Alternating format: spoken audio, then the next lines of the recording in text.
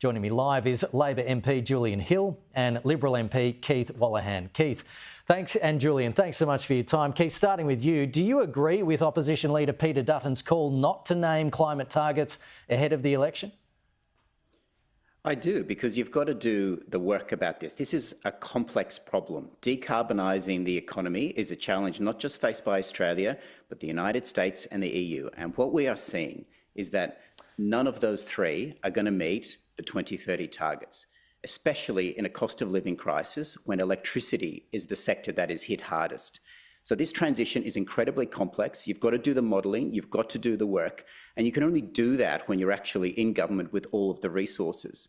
Simply giving a target before one election like Labor did and then not achieving it is not helping this problem, and that is the source of climate wars, not actually solving the problem. Was it a captain's call, though? Did it go through the coalition party room? I think what the captain's call was the headline, that the headline which we saw run in the last few days or over the weekend was just misleading. We saw headlines saying that the coalition were pulling out of Paris, which is not true. We are committed to Paris, we are committed to net zero, but it was if the Labor and the Teals, they were overjoyed to see that headline by one newspaper, and they ran it. It was incorrect, and none of them have corrected it. They haven't corrected it. And I think people are sick of this sort of rhetoric on this issue. They want us to focus on engineering and science, not on belief and rhetoric. Julian, what's your response to all that?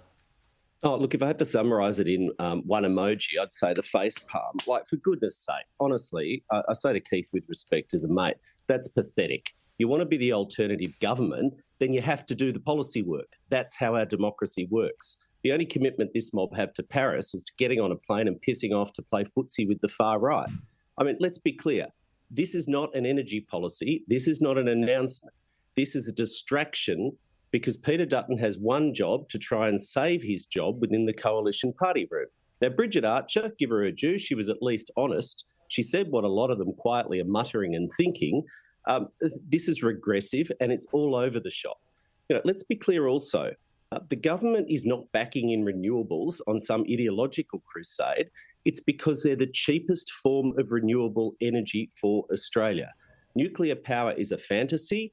Keith knows it, you know it, the scientists know it, the economists know it, and Australians will know it. And if they don't, they sure will by the election. Under the coalition's watch, you know, Keith talks about being in opposition and it's all too hard to do policy. Under the coalition's watch, when in government, 24 out of 28 of Australia's coal-fired power stations announced they were going to close. And yet they did nothing. Absolutely nothing. The only risk of a nuclear meltdown, to be honest, is the R word. When you say renewables, the coalition party room melts down. That's what this is about. It's sad and it's not in Australia's national interest. We've got to seize that cheap renewable energy and regain our advantages in manufacturing. It'll underpin and power the future made in Australia.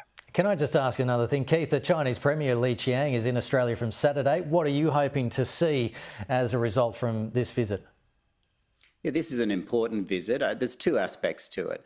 The first is that as a member of an electorate that has one of the largest Chinese diaspora in Australia, on the draft boundaries I will be the largest, so many of my community have small and medium businesses that engage in trade with China. So a return to normality of having those restrictions lifted and acknowledging the importance of that trade is vital to our country and to my community. But I think on the other hand, you can also have frank conversations about some of the concerns about the near misses that have occurred, particularly against our ADF. And as a mature country, we can do those in a respectful and productive way, and I look forward to that happening. In fact, I'm attending an event where the Premier will be there too, and I look forward to meeting him. Okay, Keith Wolahan, Julian Hill. Unfortunately, we're out of time, but thank you so much for joining us on the program today.